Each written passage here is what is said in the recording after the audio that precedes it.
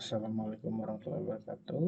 Perkenalkan, kami dari tim Sister akan menjelaskan tentang tata cara peran unit BKD internal PT. Jadi, unit BKD internal PT dibuat dengan menggunakan akun admin PT di manajemen akses. Ketika ditambahkan, boleh menggunakan peran yang baru atau pengguna yang baru dengan peran tersebut atau menambahkan peran yang ditugasi. Kemudian, admin PT melakukan sinkronisasi di aplikasi Sister perguruan tinggi baru bisa digunakan.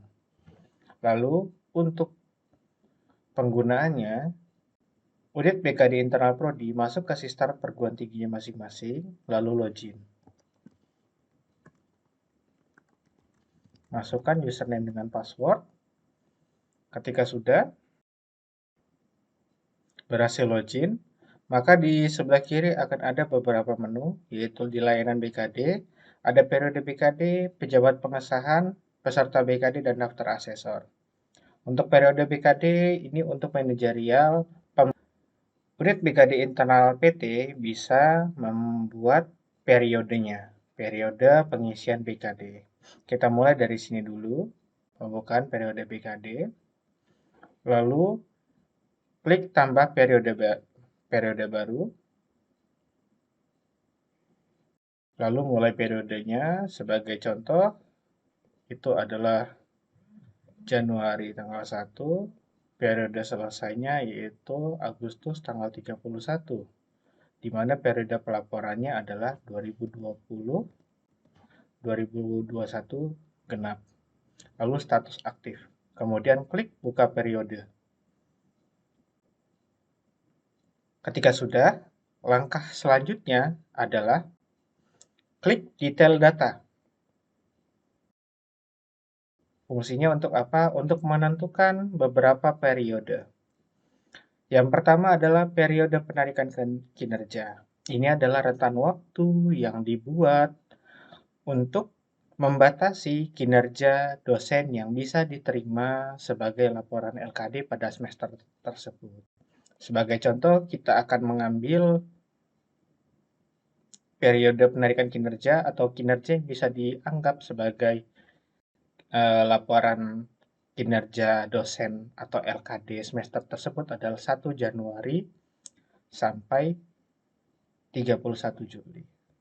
Lalu, periode pengisian adalah waktu yang digunakan untuk dosen untuk mengisi atau memverifikasi dan memfinalkan LKD-nya. Misalnya kita buka sampai seminggu dan periode penilaian kita mulai dari tanggal 15 sampai tanggal 21 misalnya. Lalu, silakan simpan.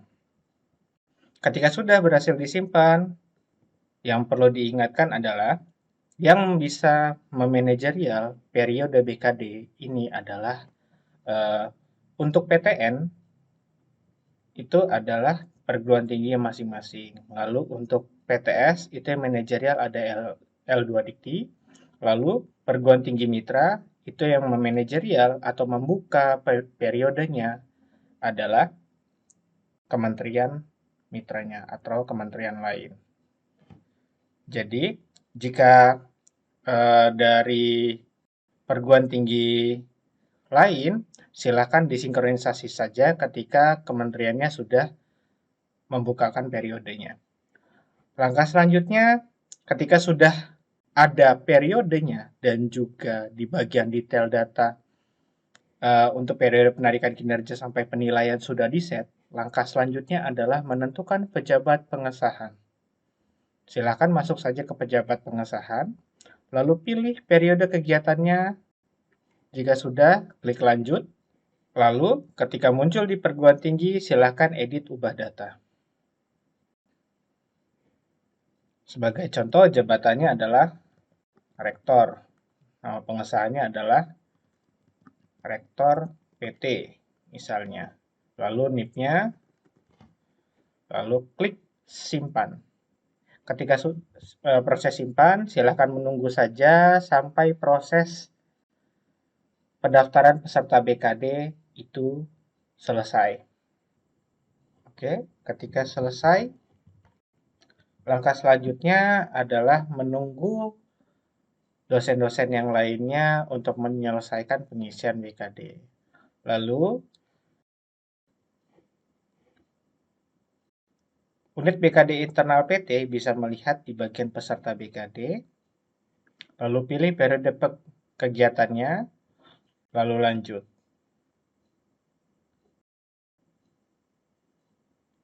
Di sini bisa terlihat jumlah prodi dan juga jumlah dosennya. Siapa saja yang wajib untuk mengisikan LKD-nya. Sebagai contoh,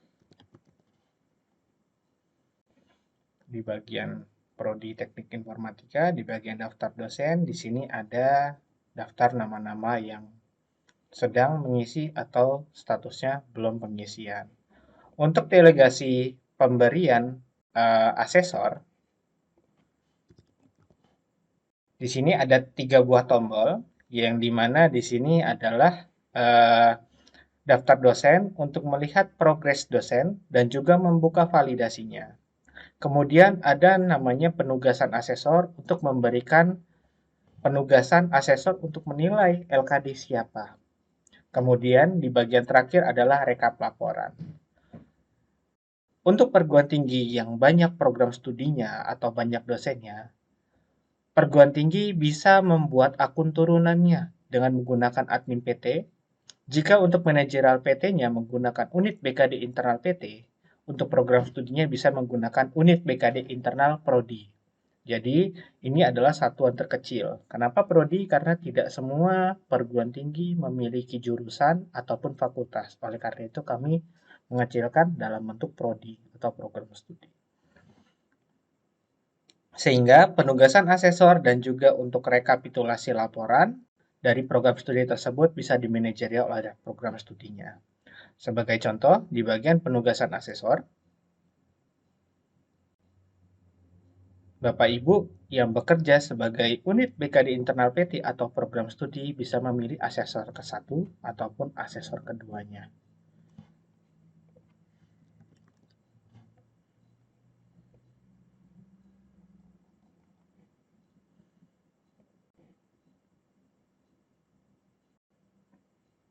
Jika sudah ditugasi, ketika dosen yang bersangkutan sudah mengisikan LKD-nya, Bapak Ibu silahkan Bapak Ibu asesor silahkan memberikan nilai kepada LKD dosen tersebut. Ketika asesor sudah memberikan hasil penilaian, maka di bagian rekap laporan ini akan muncul rekapitulasinya. Siapa yang menilai, baik itu asesor 1 maupun asesor kedua. Ketika sudah, tinggal disahkan penilaian final. Sebagai contoh adalah ini ketika datanya sudah terisi, maka di bagian daftar dosen, Bapak Ibu bisa melihat di bagian daftar dosen, maka di sini ada statusnya. Jika selesai, status pengisiannya berarti siap untuk dilakukan penilaian. Lalu, Bapak Ibu unit BKD internal PT maupun Prodi bisa melihat detail pengisian LKD untuk masing-masing dosennya. Bapak Ibu bisa klik di bagian detail pengisian LKD, maka di bagian sini Bapak Ibu bisa melihat detail datanya. Lalu selanjutnya Bapak Ibu ketika sudah divalidasi, dosen yang bersangkutan masih bisa meminta untuk dibukakan validasinya untuk diperbaiki. Dengan catatan, jika masa periode pengisian masih bisa dilakukan. Dengan cara bagaimana? Silakan Bapak Ibu klik buka validasi LKD-nya. Seperti itu. Lalu untuk menugasi asesor, Bapak Ibu unit BKD internal Prodi itu tinggal masuk ke bagian penugasan asesor. Lalu Bapak Ibu bisa memilih asesornya. Jika yang ditugasi adalah asesor pinjam atau dalam artian itu asesor eksternal, yang biasa juga sebagai asesor mitra, di mana asesor tersebut bukan berasal dari perguruan tingginya atau asesor tersebut berasal dari perguruan tinggi lain. Sebagai contoh, saya menambahkan Prof. Jainal, itu dari luar perguruan tinggi yang saya tampilkan, lalu klik simpan.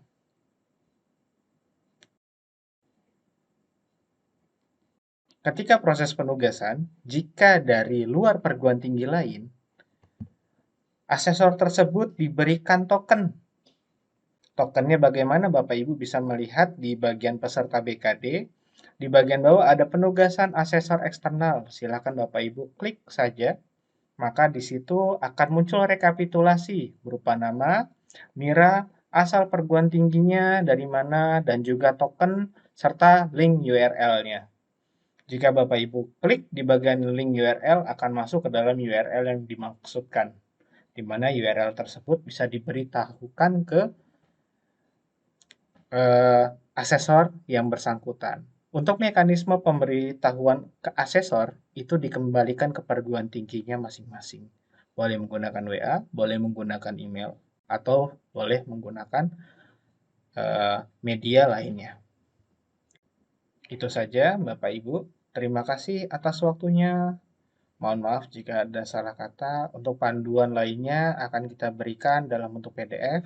Terima kasih. Assalamualaikum warahmatullahi wabarakatuh.